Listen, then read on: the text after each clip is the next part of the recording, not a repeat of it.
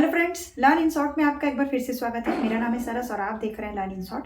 Friends, जैसा कि आप लोगों को पता है कि 44,000 के अप्रॉक्स आपका बीपीएससी टीआरई 4.0 का ओटीआर नोटिफिकेशन आ गया है और बहुत जल्द आपको फॉर्म नोटिफिकेशन भी देखने को मिलेगा। तो ये ओटीआर प्रोसेस में क्या क्या प्रॉब्लम आ रही है मैंने यहाँ पे लिख दिया है, क्या क्या आपको चाहिए। अभी 2-3 दिन हुआ है तो बहुत सारे लोगों ने ओटीआर कर लिया होगा। और ओटीआर बेसिकली होता क्या है, अगर आप पहली बार कराना चाह रहे हैं तो उससे रिलेटेड मैं आपको बताऊंगी। और कई लोग जानते भी हैं ओटीआर से कि ओटीआर होता क्या है। तो देखिए, ओटीआर वन टाइम रजिस्ट्रेशन होता है। अभी यूपी एलटी ग्रेड की वैकेंसी आई थी, उसमें भी पहले यूपी में जो भी वैकेंसी आती है तो ज़्यादातर पहले वो ओटीआर के उसी पे होता है। पहले आपका ओटीआर होता है। जैसे आपने यूपी से अगर आप होंगे तो आप पेट का एग्ज़ाम दिए होंगे तो पहले ओटीआर होता है। उसके बाद जो आपका यूपीएससी जो भी एग्ज़ाम कंडक्ट कराती है, जो यूपी का जो आयोग है, जैसे कि बीपीएससी है, और यूपी का जो आपका यूपी पीएससी है, वो आपका जो करवाती है आयोग एग्ज़ाम, तो वो पहले आपको ओटीआर करना होता है। वो जो भी वैकेंसी निकालती, जैसे अभी आरओ का वैकेंसी समीक्षा अधिकारी की वैकेंसी आई थी, उसमें ओटीआर था। और आपका यूपी लेखपाल की वैकेंसी में भी ओटीआर था। तो जो ये आयोग कराती है यूपी पीएससी, तो उसमें ओटीआर होता है। तो बीपीएससी में ये नया सिस्टम ले आया है। तो ओटीआर के टाइम क्या क्या प्रॉब्लम आ रहा है, मैंने ओटीआर अपना खुद से किया और उसमें क्या क्या प्रॉब्लम्स आ रही हैं। मुझे लगा कि आपको पूरा ओटीआर का एक वीडियो बना के दे दूँ कि कैसे होगा, लेकिन मुझे लगा कि पहले मैं आपके साथ ये प्रॉब्लम सॉल्व मतलब वो साझा करूँ कि प्रॉब्लम मेन आ क्या रहा है। तो देखिए, सबसे पहली बात तो बीपीएससी टीआरई 4.0 ओटीआर रजिस्ट्रेशन, ठीक है।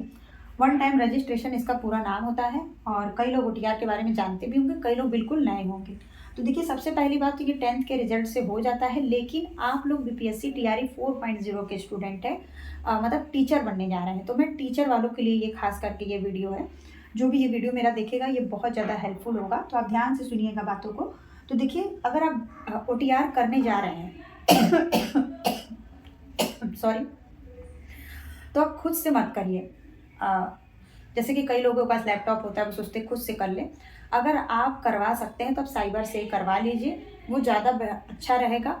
और क्योंकि आपको करने में इसमें बहुत सारे प्रॉब्लम्स हैं, और आगे जो फॉर्म आएगा आपका, तो उसमें अगर आप इसको अच्छे से भर लेंगे तो आपको आगे फॉर्म में ज़्यादा कुछ भरना नहीं होगा। सिर्फ आप अपना थोड़ा बहुत डिटेल डालेंगे और आपका बीपीएससी का रिजल्ट बीपीएससी का फॉर्म भर जाएगा।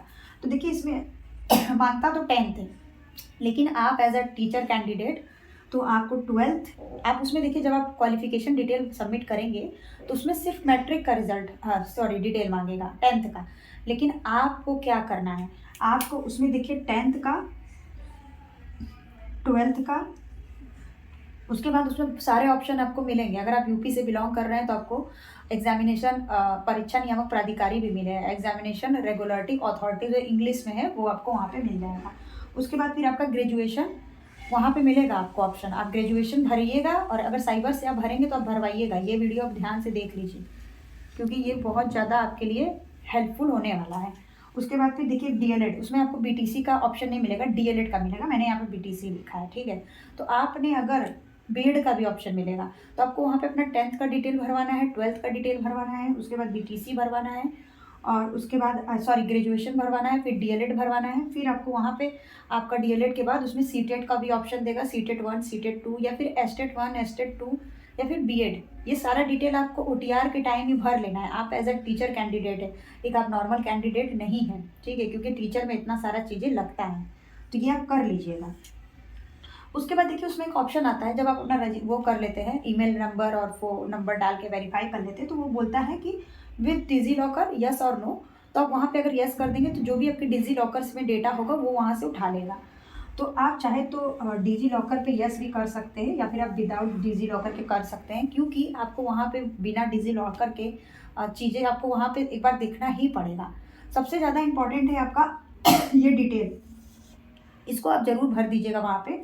10th, 12th, ग्रेजुएशन, डीएलएड और सीटेट।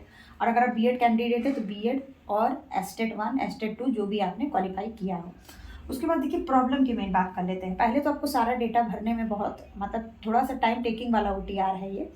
उसके बाद वहाँ पे आपसे फ़ोटो में कोई पुराना फ़ोटो नहीं मांग रहा है, फ़ोटो में आपसे लाइव फ़ोटो मांग रहा है कि आपको वहाँ पे अपना लाइव फ़ोटो करना है। तो ये बहुत प्रॉब्लम वाला ऑप्शन है, क्योंकि वहाँ पे देखिए अगर आपके पास वेब कैम नहीं है तो फिर लाइव फ़ोटो में बहुत ज़्यादा प्रॉब्लम है, क्योंकि आपको खुद से अगर अपना सेल्फ़ी लेना है तो वो वहाँ पे बहुत, जैसे कि बहुत सारे वहाँ पे इंस्ट्रक्शन है, जैसे कि आपका पलक झपकना नहीं चाहिए।